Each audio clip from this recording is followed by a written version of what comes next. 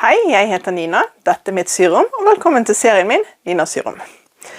Dette er film nummer 1 i 60-meteren.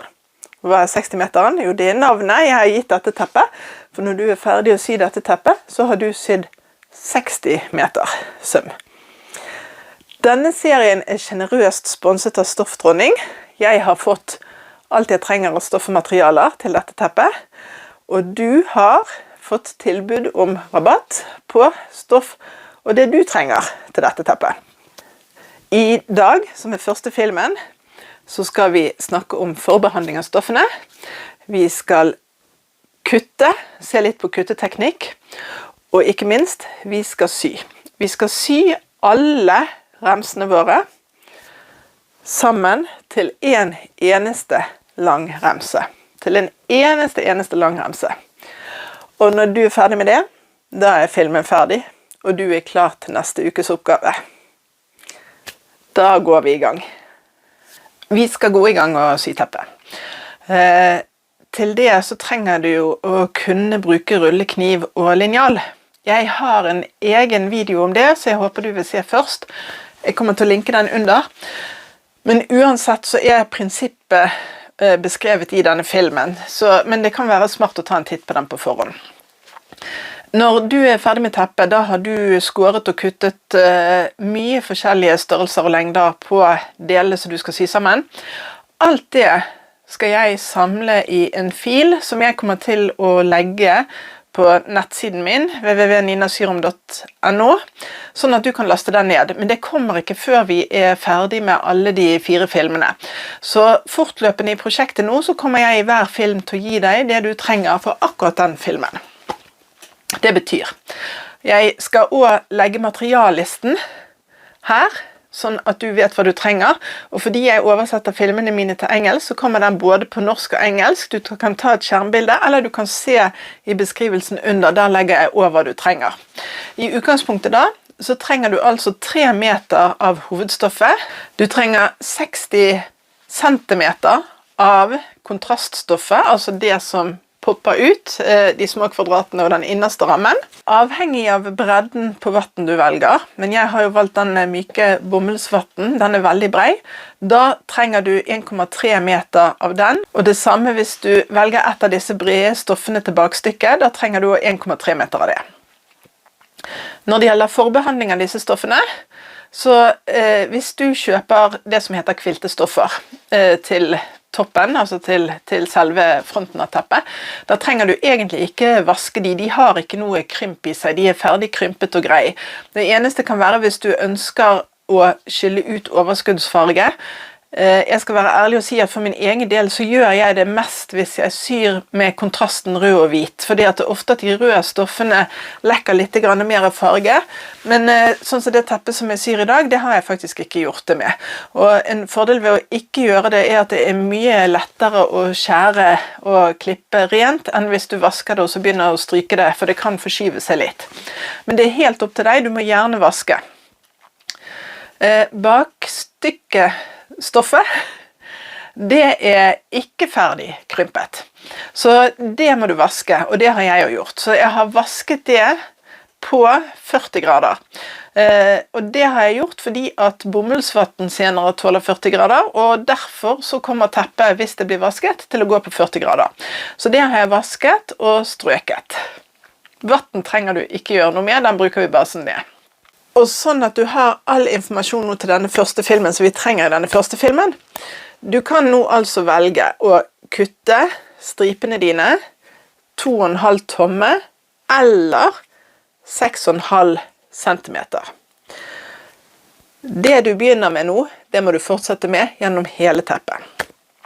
Og uansett om du skjærer det i tommer eller i centimeter, så trenger du 28 striper av full bredde på stoffet i hovedstoffet, og så trenger du 27 kvadrater som vi skal sy inn som kontrast. Du får det på skjermen. Det er alt du trenger til denne første filmen. Da finner vi frem alt utstyret, og så møtes vi på klippebordet. Dette er bomullsvetten jeg skal bruke. Den er veldig myk og deilig, og den trenger ingen forbehandling.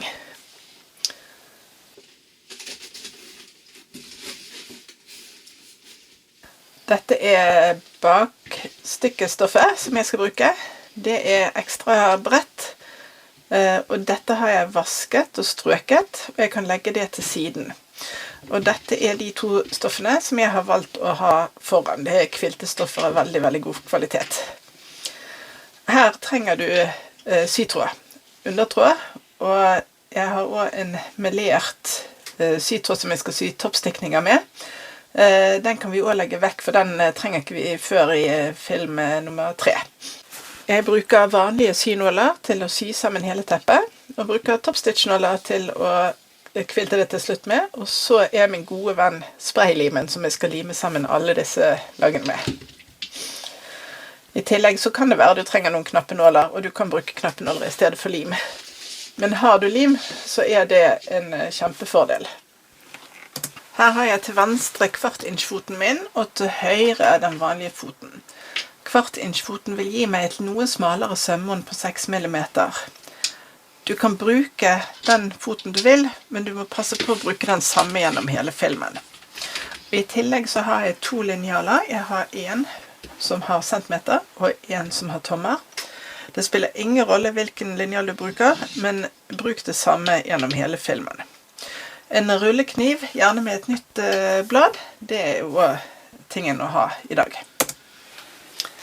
Jeg begynner med å kutte til remsene av hovedstoffet mitt. Og jeg skal jo ha 28 remser av dette, så det jeg faktisk velger å gjøre, det er å klippe stoffet dobbelt, sånn at jeg klipper 2 og 2 remser. Jeg skal begynne med å renskjære kanten, og fordi at jeg er høyrehendt og derfor skjærer på høyre side av linjalen min, så begynner jeg med å legge stoffet mot venstre, sånn at jeg kan kutte rent på høyre side. Jeg fester også noen knappenåler litt lenger borte på stoffet, sånn at det ikke forskyver seg når jeg skal snu det rundt etterpå.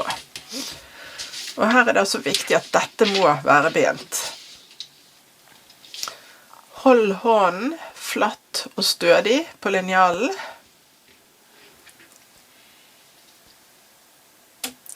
Press rett ned og kutt. Da kan jeg snu stoffet mitt, sånn at stoffet ligger mot høyre.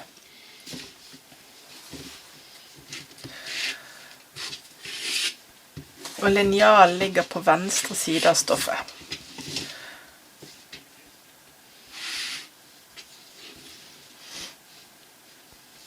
Jeg liner det opp med en linje på på skjærematten min. Sånn at den ligger helt rett i bunnen. Jeg sjekker igjen og igjen og igjen. Jeg posisjonerer linjalen nøyaktig på 2,5 tomme, eller du tar 6,5 cm, men dette er helt nøyaktig. Da har jeg klippet 2 tommer, og jeg ser at jeg har glemt å skifte blad, så det skal jeg gjøre nå.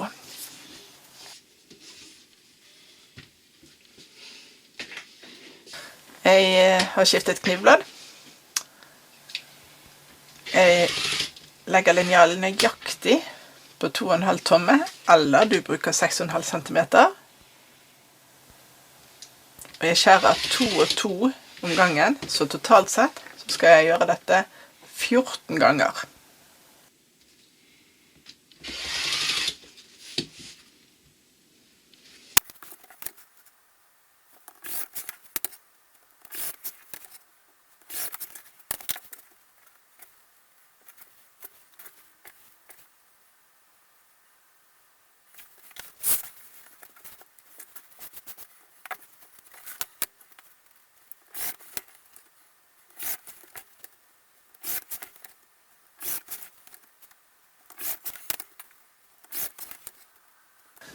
Og her er mine siste 2 striper. Skyv alltid beskyttelsen tilbake på knivbladet før du legger den vekk.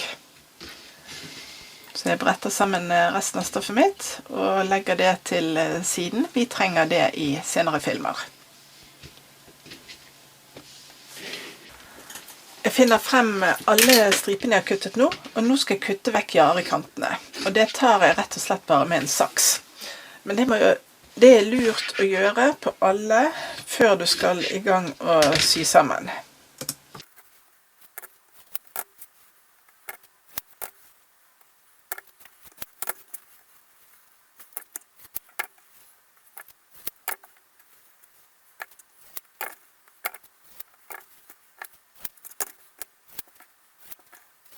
Den var siste. Nå legger jeg alle stripene oppå hverandre. Sånn skal jeg ha de ved symaskinen, så jeg legger de pent til side. Nå finner jeg frem kontraststoffet mitt. Her var den ene kanten så ben at jeg kan bruke den uten å renskjære, men hvis du må renskjære sånn som vi gjorde på første stoffet, så gjør du det. Her skal jeg skjære kvadrater, så jeg begynner med å kjøre en stripe, legge vekk resten. Jeg klipper vekk jarekanten, og her skal jeg ha 27 kvadrater, altså jeg skal ha 13 kutt pluss 1. Her velger jeg faktisk å bruke en litt mindre lineal jeg har, bare for å ha litt mer kontroll på dette, men det er altså ikke nødvendighet. Det er bare litt lettere å jobbe med når du bare kutter små biter.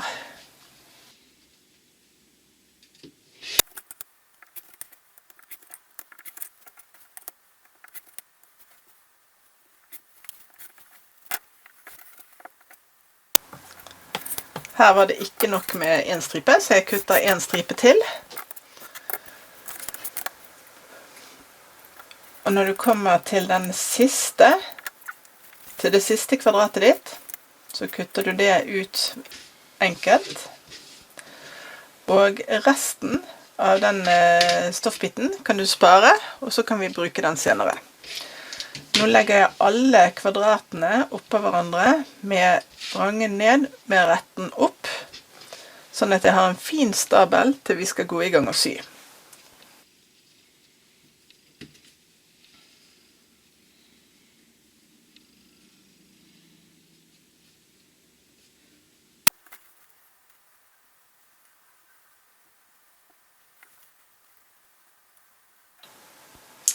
Der var alle kvadratene lagt pent oppå hverandre, og her er stoffet mitt.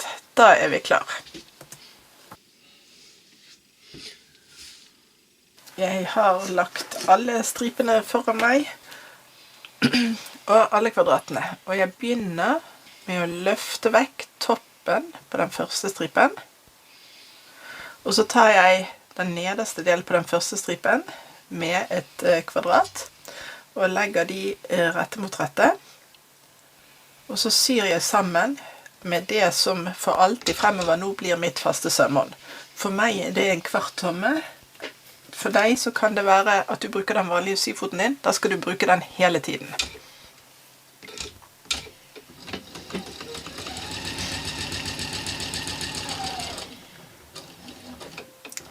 Her må jeg kutte tråden for å klare å sy fast neste stripe.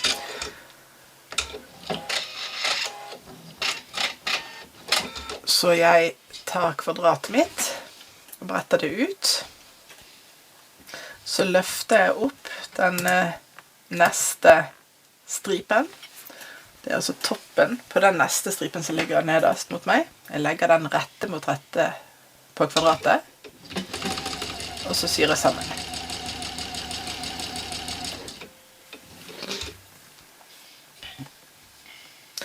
Nå klipper jeg ikke tråden, jeg lar bare den være.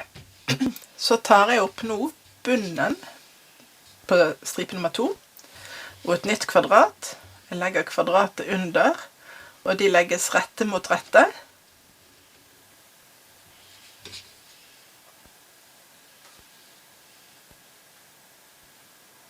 Og kant i kant. Og jeg syr sammen med mitt nøyaktige sømmål.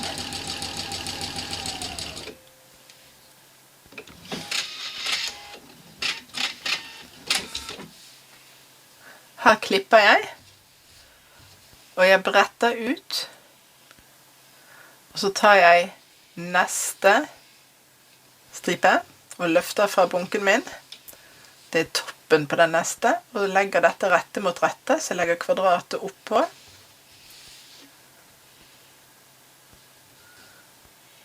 Og syr fast.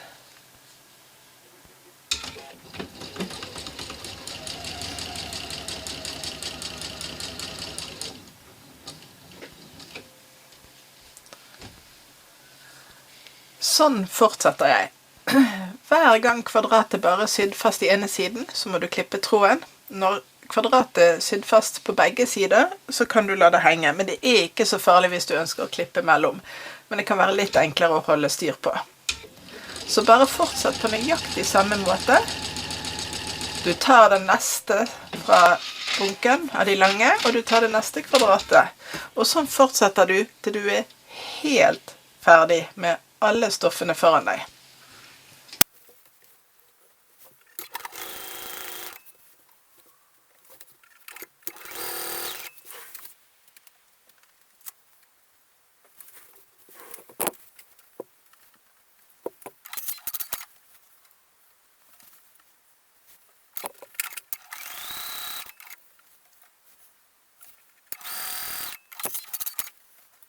Da har jeg faktisk kommet frem til det helt siste kvadratet mitt. Det skal inn mellom disse to siste stripene.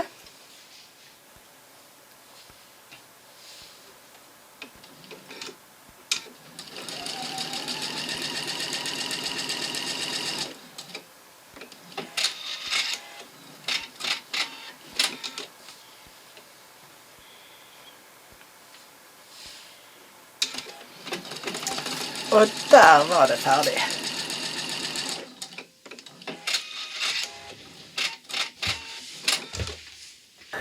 Da har du gjort en kjempejobb. Du har altså sydd sammen alle biter og remser faktisk til en superlang remse. Og hvis du har gjort som jeg har anbefalt, så har du altså ikke klippet opp underveis. Så det betyr at jeg har litt kontroll på første remsen min, siste remsen min. Og i andre enden av denne, så finner jeg første remsen min. Så jeg har altså en siste og en første remse. Ikke klippe opp disse her før vi går videre, for det kan bli totalt kaos. Du har veldig mange meter nå med stoff. Så til neste gang så vil jeg anbefale deg at hvis du har en kasse eller en boks, så legger du bare alt oppi der. Og den kan du egentlig også ha liggende ved siden av deg når du skal sy det sammen neste gang. Fordi at da skal vi sy sammen fra topp og bunn, og da kan du klippe opp etter hvert, sånn at det ikke blir fullstendig kaos. Men godt jobbet! Jeg håper du har likt denne filmen, og at det inspirerer deg til å sy et kjempefint stripeteppe. Jeg håper du har lyst til å gi meg en tommel opp på filmen. Det betyr så lite for deg, og det betyr så veldig mye for meg, så det har jeg satt pris på. Da ses vi snart igjen til fortsettelsen. Ha det bra!